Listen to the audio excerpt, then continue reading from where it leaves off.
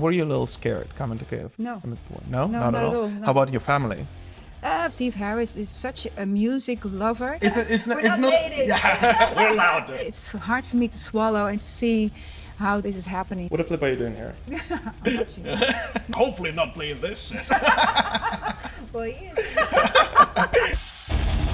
Hello, you metal pilgrims, and a very special welcome on this flash surprise episode on the show for today. I'm more than happy to welcome nobody else but Sharon and Adel from Within Temptation. Thank you for having me. Thank you so much for coming. In case you didn't realize that we're sitting together and I'm not allowed to leave Ukraine, so that means that we're in Kyiv. Yes, we're in Kyiv. This is so awesome. Yeah, well, it's such a beautiful place. I'm really happy to be here. Had such a warm welcome, so Well, I'm enjoying myself. Sharon, as much as I love seeing you here, what the flip are you doing here?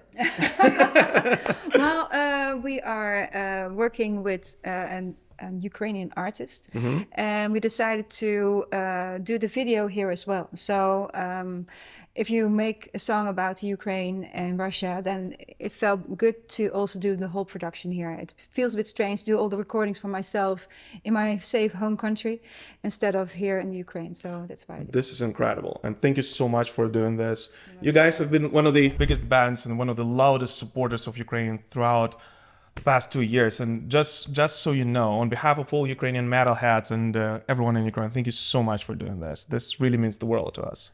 Well, I felt also a necessity to express that. So it's to express my support because there's so much happening in the world, and attention flows away very easily to other subjects, which are also important, of course, because there's a lot happening in the world. But you feel that we need to keep focused also on the Ukraine because there's so much happening in Europe, especially, also outside of Europe, that it's all very political parties going to a different direction with different leaders, and they might just the support might change, and that's something that I find very difficult. And it's in a small way trying to contribute to keep the attention to the Ukraine. Your own fans, in a way, the ones who are outside of Ukraine, and probably the ones who are, across the pond. You're going on tour in Latin America soon, right? Yeah. Do you feel like they are getting tired of you waving a Ukrainian flag on their show? Well, I can't talk about the South American tour because I haven't been there, but some countries in Europe that we played are not like, they're a little bit pro-Russian, and we had some backlash there, but there's also, most countries do support the Ukraine, and most people do cheer for it. I've also played in America. I also waved the flag there while supporting Iron Maiden when we were touring there. And if you ask the question, if your country would be invaded, what would you do? Would you defend it? And then everybody goes, yeah. But that's all the Ukraine is doing. So how can you not support that? So it's just a simple, basic question. And hopefully it makes people think about that. And that's the question I ask the audience every night when I go on with the flag. Were you a little scared coming to Kyiv? No. No, not at all. No. How about your family? Because it's different. Because some family members don't know what it is like to go into a troubled country, how I call it. But as a kid, I lived in a lot of countries where there was a war going on, or there was a lot of trouble.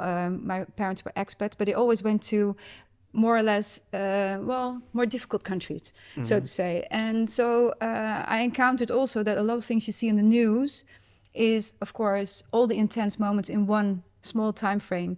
And of course there's danger. I don't say that there's no danger, but it's more like it's a lot less. And if you take the appropriate precautions, then you are safe. And do you think there is a slight possibility that you might come together with Within Temptation as a band to perform in Ukraine before the war's end?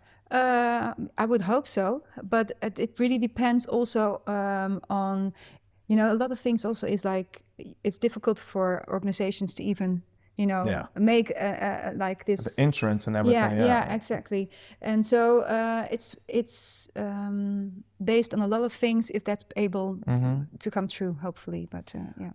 Do you think, in all fairness, you guys as a band, being a very established band already, but going independent in the last couple of years, do you think it has helped you in a way to talk about what you actually want to talk about more than you were allowed to do so before that? Well, actually, we never cared about what people wanted us to say or not to say. We always did what we wanted to do. But I think the older you get and the more confident you get in being who you are and what you stand for, you're more expressive. And I also feel like I have nothing to, well, of course you have something to lose when you speak out about things like this, because it can always backlash, of course. And it's a very delicate to choose the right words for things. But I try to prepare myself really well, and I hope eventually that pays off, meaning like the people get the message. And like I said, some people stopped following us because we started supporting and being more outspoken. They say you can't be political as a band. Yeah. I don't agree, because everybody has an opinion and everybody's loud, and that's also society today. As you see it on social media, it's like there's no filter on anything. Absolutely. And not saying that I need to overshout other people, but more like I still want to stand for my opinion and hopefully make people think about it. And I feel like with the amount of fake news and so with the excess of disinformation, unfortunately, with so many social media platforms encouraging fake news, because it, the algorithms will work like that, right? If you don't stand for what you actually believe in, that means that you are passively supporting the other side.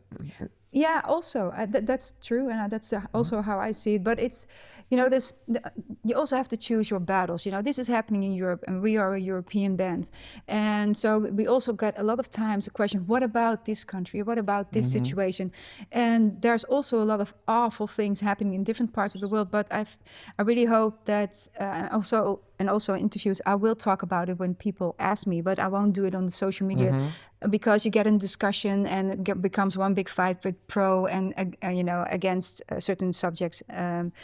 So it's for me in interviews I do respond to that as well, but I also have to pick my battles. If I take on all the injustice of the world, it will fade away for the thing that I've at the moment am inspired about most. And the last album that we did with Bleed Out, it's been we have focused on certain parts of the world, like Iran. There's one song, Bleed Out, is about that, but a lot of songs actually are about the Ukraine, because we're in the same it's region. A couple of 100 kilometers away. It's 2 hours flight from Amsterdam to Kyiv. So I hope people understand that we are picking our battles, something that's closer a bit. Everybody has to do that. And you cannot be an expert in everything. You cannot, also, unfortunately, then you're not an expert in anything. No, but also, like I said, if I talk about every problem in the world, it doesn't come across as authentic and honest either, because it's like you're like pro good and everything against everything bad. Yeah, exactly. Yeah, like you're a saint or something, which I'm not. Once again, thank you so much for doing this. This means the world to us. I gotta ask one question, because you started talking about it, and this channel's viewers are known for being very die-hard Iron Maiden fans. How was it traveling with Maiden around the world last year? Last year, was it? Yeah. Well, we've been on tour a lot of times with Iron Maiden. We go back a long time. I think the first time we played together, or we supported Iron Maiden, was in 2004, I believe. And they're beautiful people, and what I love most about them is the fact that they are still around, and they go for every show like 180%, if it's not more, and they enjoy themselves so much. And Steve Harris is such a music lover that even the bands that support Iron Maiden, he's gonna watch their whole show behind the scene, behind the stage, behind some gear, and you can see his eyes. And then when something goes different than the night before, he says, "What happened?" Or "Why were you late?" Or "Why didn't you play the full set?" Which we had one time, and he said, "Next time you play the full set." Wow. I'm watching. So that was like, wow, that means that you're so into music in general. And that's I think the biggest example for me also. Like I'm not the youngest person around anymore. We've been around for a long time, and it inspires me to go on for a little longer. I'm not sure if I'm going to continue as long as Iron Maiden will, but still it's an inspiration that, if you go for the music, you'll feel the music, and they do, and I do too. And then I hope we. And it shows, and the fans, I feel like, see this energy and they feel immediately. it. Well, but talking about Iron Maiden, they didn't know that it would go. Like in one of the older interviews, I think Steve said when someone asked me, "Oh, what are you gonna do when you're 50?" And I'm like, "Hopefully not playing this shit." Well, he is. And he's not even 50 anymore. No, exactly. Nico is 70, Yeah. what, 72 now? Yeah, Oh my something God. like that. Yes. Yeah, I think it's admirable, really. Yeah.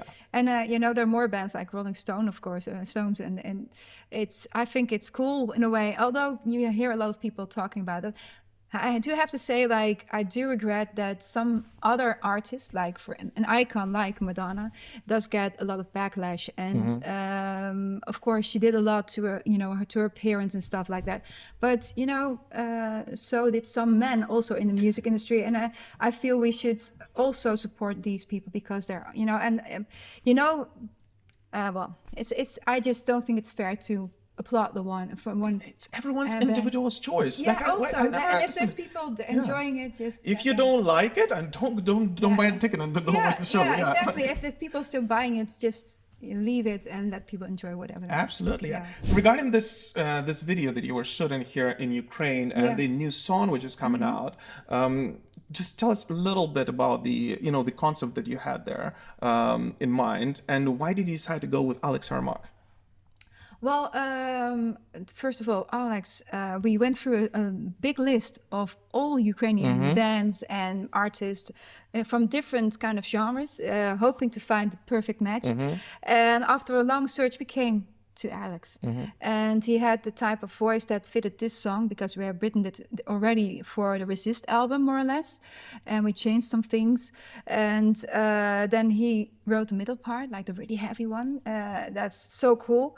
And we just heard his music and we just fell in love with his voice and felt like, okay, this is the perfect match probably. And we just contacted him and he was really like, wow, cool. And let's do this. And the video, well, of course, the song is called Fool's Parade. And it just is, for me, basically, it's multi-interpretable. Difficult word. And it's okay, none of us are. We're not native. Yeah, we're allowed to.